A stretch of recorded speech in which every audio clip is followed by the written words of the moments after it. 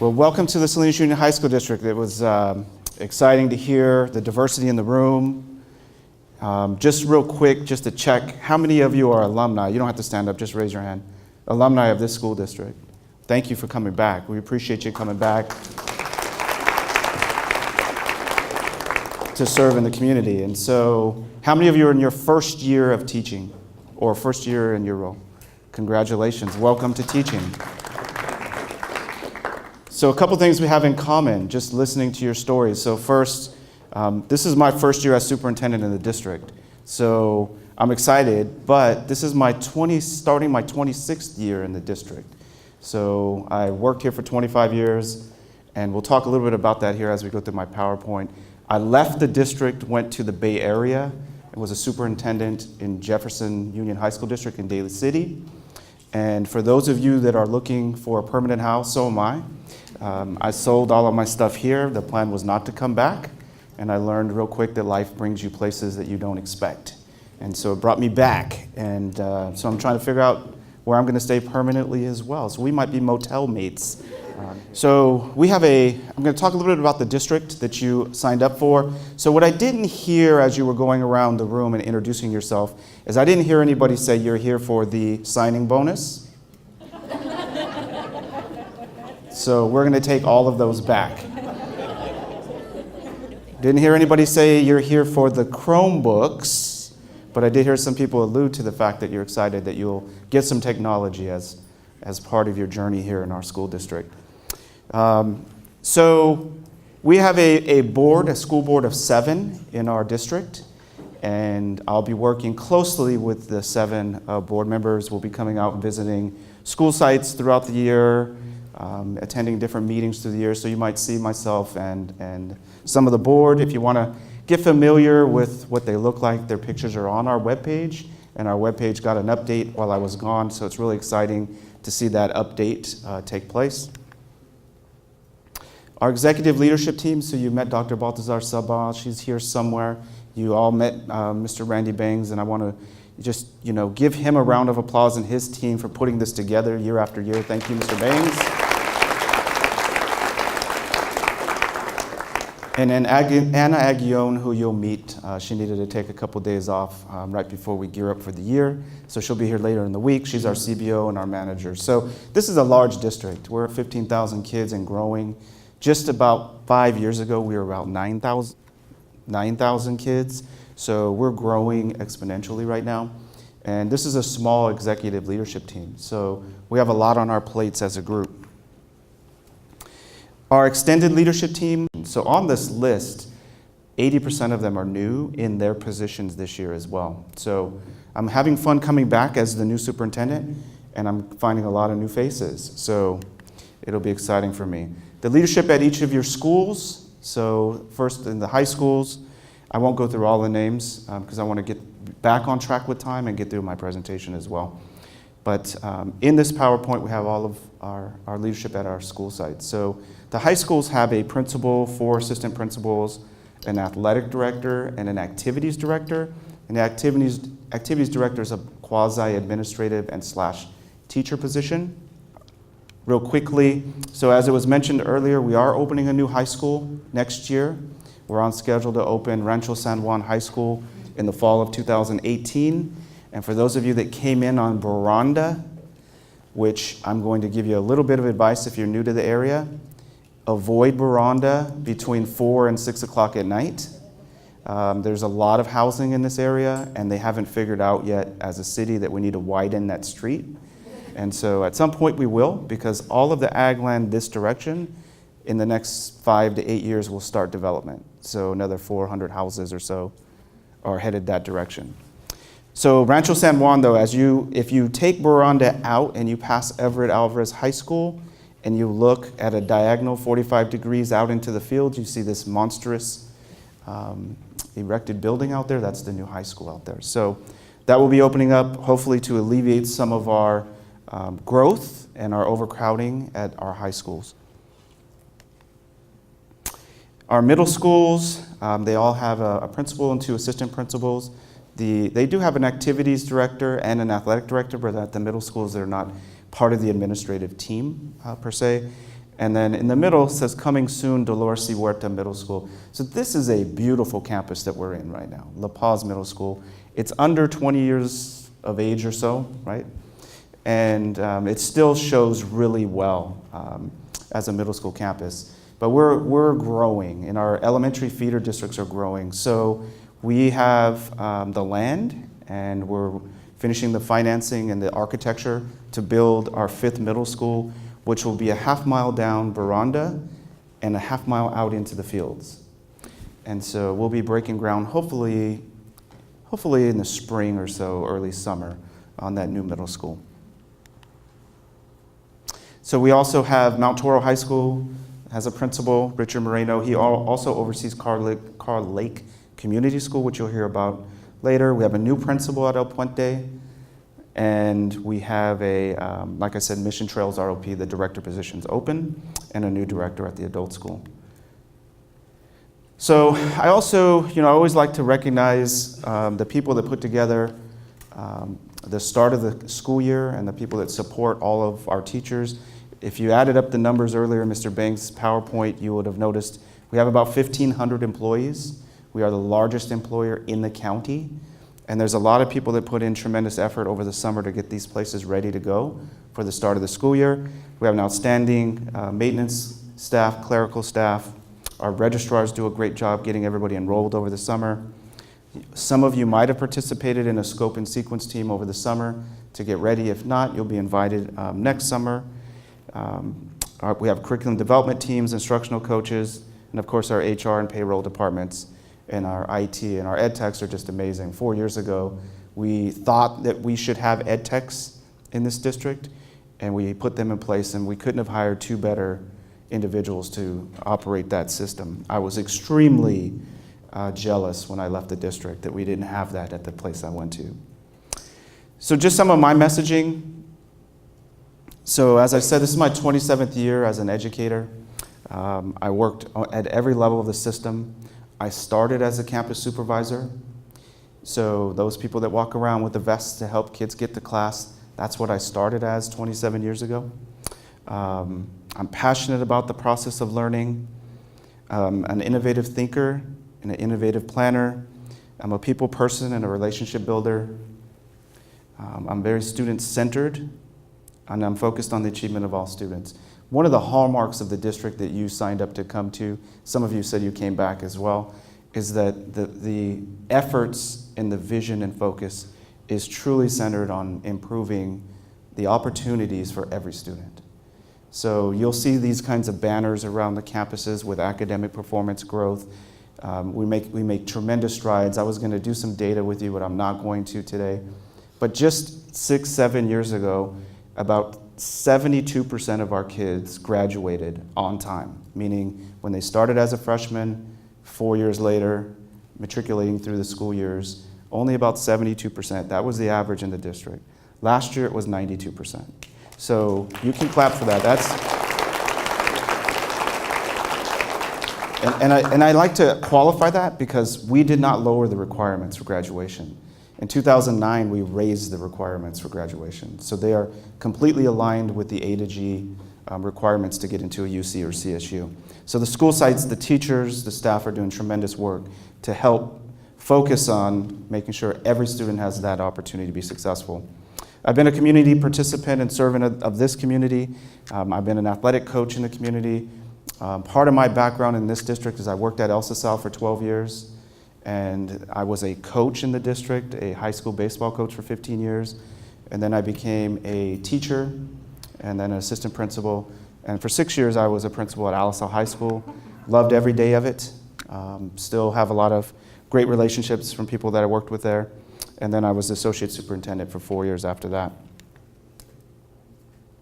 I'm a husband, father of 2. One is starting his 2nd year at Fresno State. Go Dogs. I'm only saying that because that's what I write on my check every month.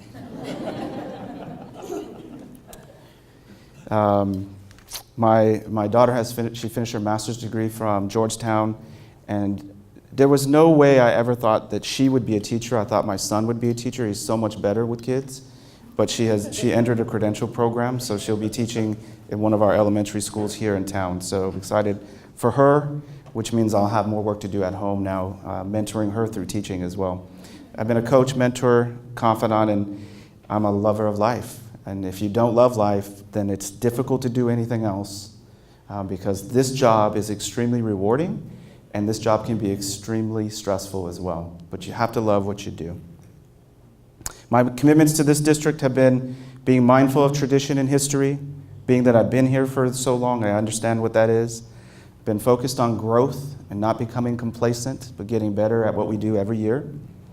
I'm ready to serve our communities, and I'm dedicated to working collaboratively with all of you to create awesome. And the concept of awesome is a big thing for me, and we're going to get into it a little bit here with my presentation. So going back to your discussions, I have a social sciences credential from Chapman University and a master's from San Jose State University.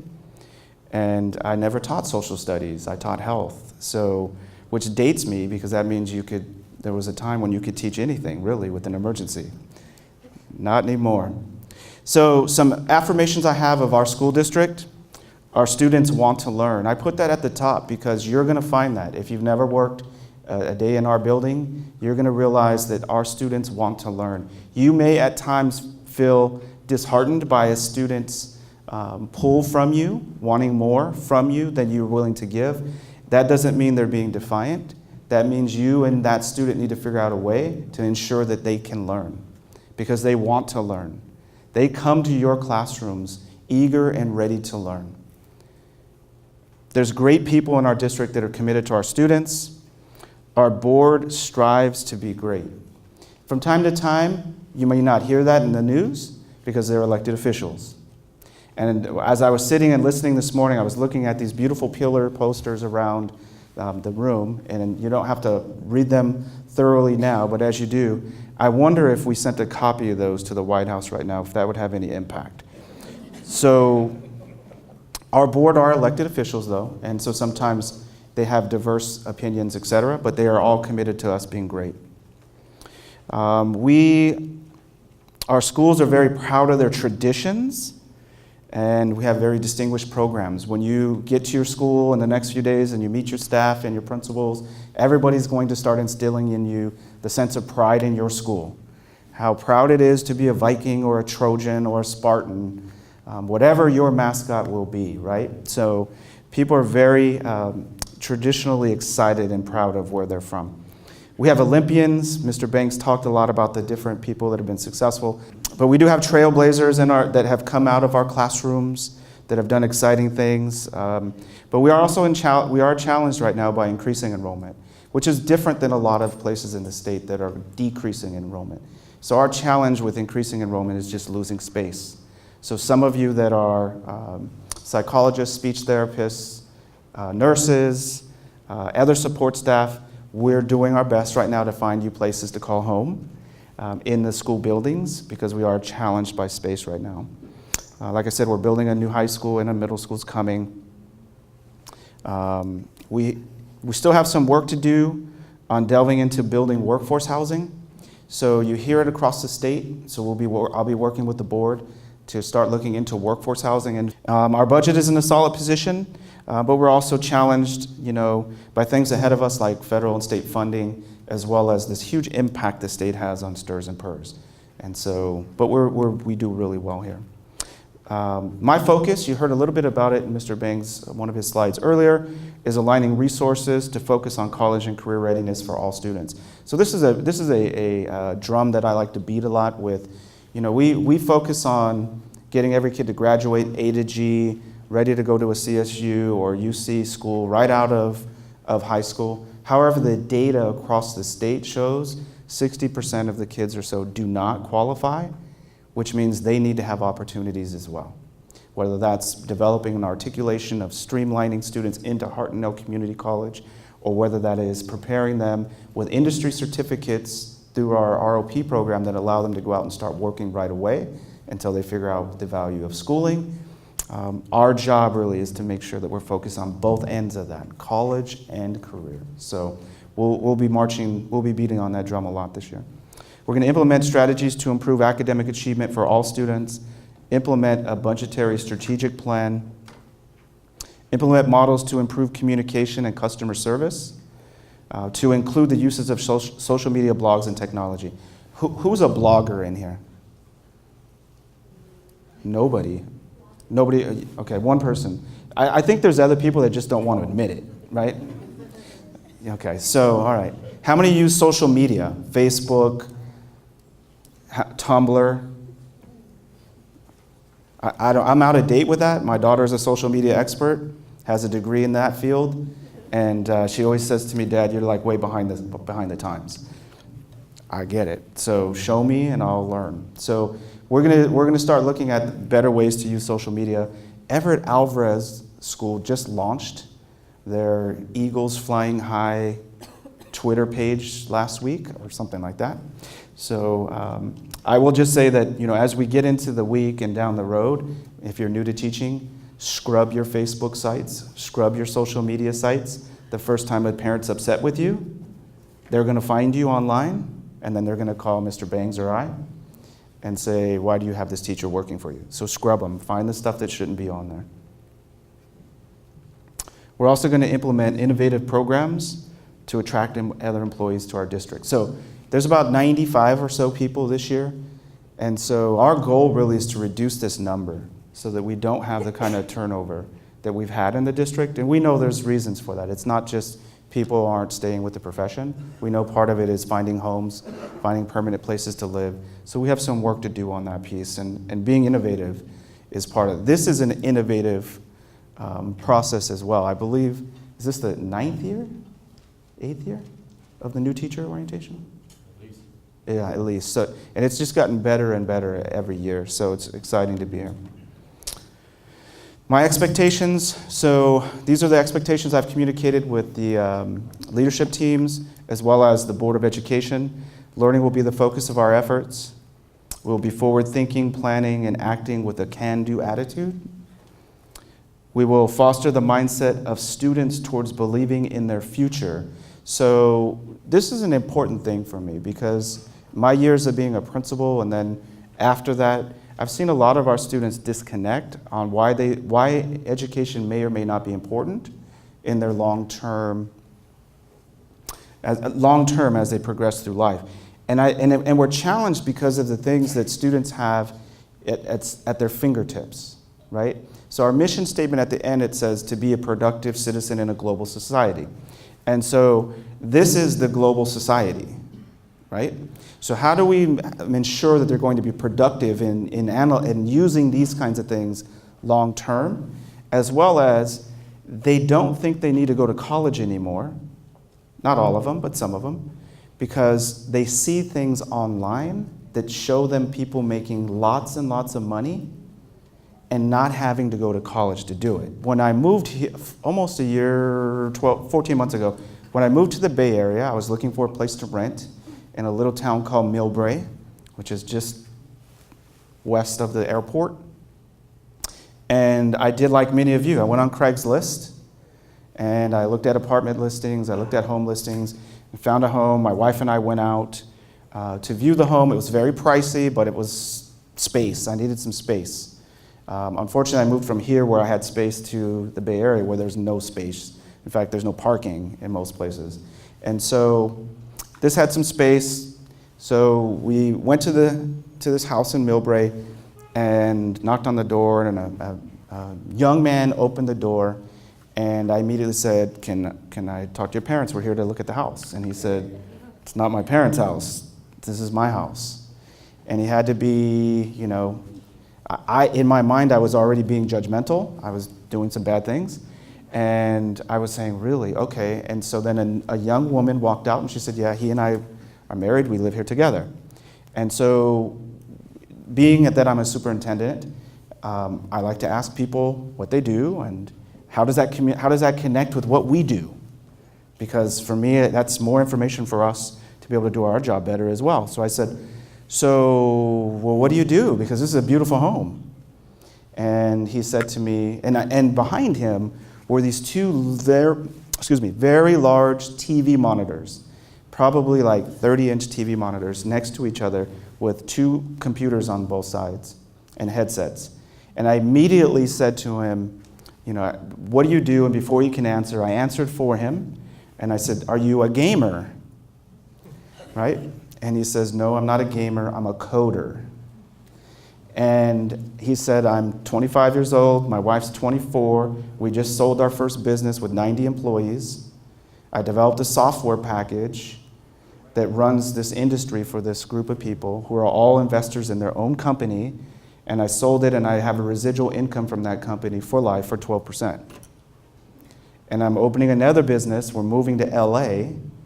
We will create, adjust, and maintain policies, procedures, and communication strategies that are aligned to our district vision and focused on performance at an exemplary level.